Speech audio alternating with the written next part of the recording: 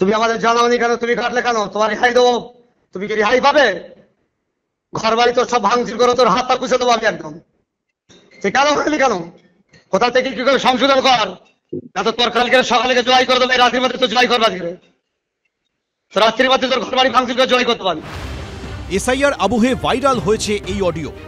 সংশোধন কর, না তো তোর কালকে সকালে জয় করে দেবে, রাত্রির মধ্যে তো জয় করবা আজকে, রাত্রির মধ্যে তোর ঘর বাড়ি ভাঙচুর করে জয় করতে পারবি।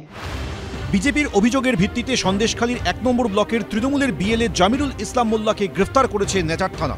ঘটনাটি ঘটেছে উত্তর ২৪ পরগনার সন্দেশখালীর বয়ারমারি ১ নম্বর গ্রাম পঞ্চায়েত এলাকায়। এলাকার বিএলও দীপক মাহাতোর অভিযোগ, তাকে ফোন করে হুমকি দেন জামিরুল ইসলাম মোল্লা। এই পঞ্চায়েতের ৩ নম্বর বুথের বাসিন্দা ওয়েহেদ বক্স গাজী। স্থানীয় সূত্রে খবর, পরিবারের ৩ সদস্য এনুমারেশন ফর্ম ফিল করে জমা দেন বিএলও দীপক মাহাতোকে। বিএলওর দাবি, প্রমাণপত্র ঠিক না থাকায় প্রথমে তিনি পেন দিয়ে সেটি কেটে দেন, পরে নিজের ভুল বুঝতে পেরে বিডিও অফিস থেকে নতুন ফর্ম তাদেরকে দেন। ২০০২-এর তালিকায় ওই ৯৭ বছরের ভোটারের নাম কেন নেই? এসআইআর চালু হয়েছে এবং ২০০২-এর যে তালিকা সেটা নির্বাচন কমিশনের পক্ষ থেকে আপলোড করা হয়েছে। তিনি তো এই তালিকা তৈরি করেননি, নির্বাচন কমিশন এই তালিকা আপলোড করেছে, সুতরাং তার দায় এটা তার নয়। কিন্তু তাকে যেভাবে হুমকি দেওয়া হয়েছে, রাত্রিবেলা তার বাড়িতে হামলা করা হবে, নাম যদি বাদ যায় তাকে দেখে নেওয়া হবে, তাকে মেরে ফেলা হবে, তার ঘর বাড়ি ভাঙচুর করা হবে, আগুন লাগিয়ে দেওয়া হবে, রীতিমতো এই ভয় ধরানো হুমকি, তাতে আতঙ্কিত বিএলও দীপক মাহাতো। ওয়েহেদ বক্স গাজীর অভিযোগ, তাদের পরিবারের সদস্যদের বাংলাদেশি বলে ফর্ম কেটে দেন বিএলও। আর ফর্ম দিয়ে ফর্ম ফিল আপ করিয়েছে, বলে বাংলাদেশি বলে আমাদের এই খপকে ওরা কেটে দিয়েছে। কিন্তু নাকি ওই কথা বলে ওরা কি কেটে দিয়েছে, বিএলও কেটে দিয়েছে। তোমরা অতীতে বাংলাদেশ, আমাদের ছেলেদের 3টে ওদেরকে ফর্ম ফিল আপ করে বিরা কার্ড মেরেছে ওখানে। আমার দাদুরা বাস করছে এখানে 100 বছরের উপরে স্যার, ঠিক আছে? তো আমাদের বাংলাদেশ বলে ঘোষণা করলে তো হবে না স্যার। অভিযোগ, এই ঘটনার পরই বিএলওকে হুমকি দেন তৃণমূলের বিএলএ। নেজার থানায় অভিযোগ দায়ের করেন বিএলও। অভিযুক্তকে গ্রেফতার করেছে পুলিশ।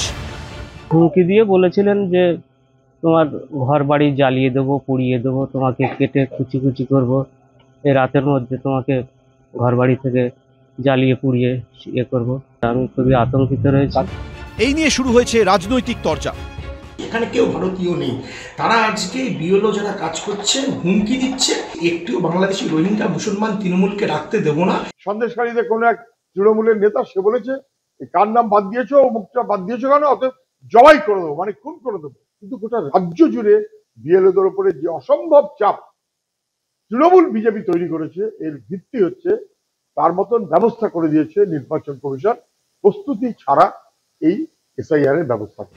বিরোধীদের জবাব দিয়েছে তৃণমূল। আমাদের কাছে একটা অভিযোগ আসে, সেই ব্যক্তিগুলোই এসে অভিযোগ করেছে যে আমাদের ফর্মটা এক কলমে চিকে মেরে কেটে দিয়েছে এবং তার কপি, 3টি কপি আছে। এভাবে হবে না, তোমরা বাংলাদেশি। জামিরুল আমাদের উনি বিএলএ টুর কাজ করে, কি বা কি ফোনে বলেছে আমরা অতটা তো শুনিনি এখনো, তবে যদি বলে থাকে সেটা। এসআইআর শুরুর পর থেকে একের পর এক অনিয়মের অভিযোগ উঠেছে। এবার সেই অভিযোগ উঠল সন্দেশখালীতে। সমীরণ পাল, এবিপি আনন্দ, উত্তর ২৪ পরগনা।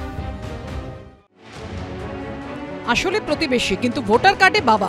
কোথাও বাবার জায়গায় শ্বশুর, আবার কোথাও বাবার জায়গায় জ্যাঠা শ্বশুরের নাম। রাজ্য জুড়ে যখন ভোটার তালিকায় বিশেষ সংশোধন হচ্ছে, তখন ক্রমেই লম্বা হচ্ছে অনিয়মের তালিকা।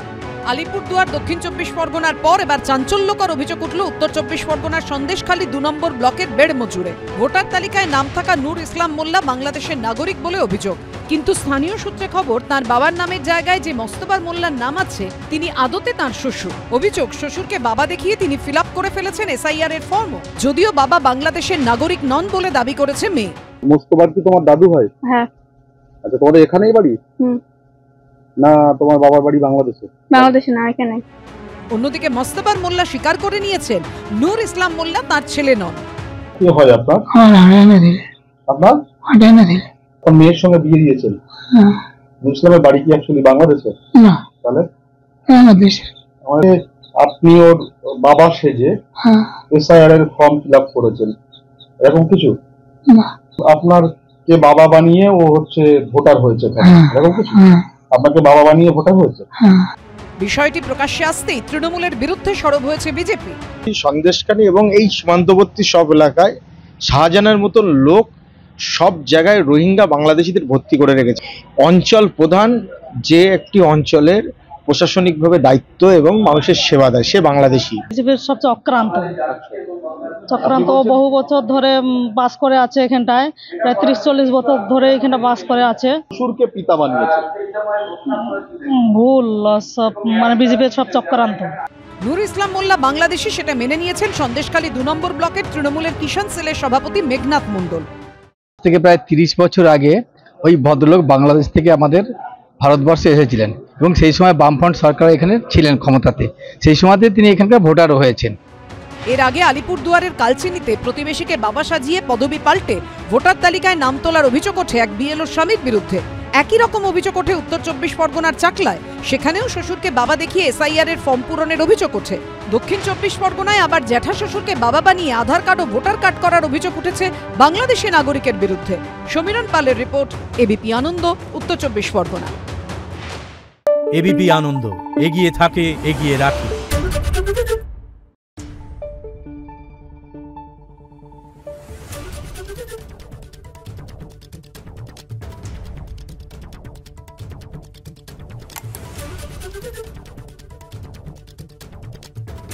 Thank you.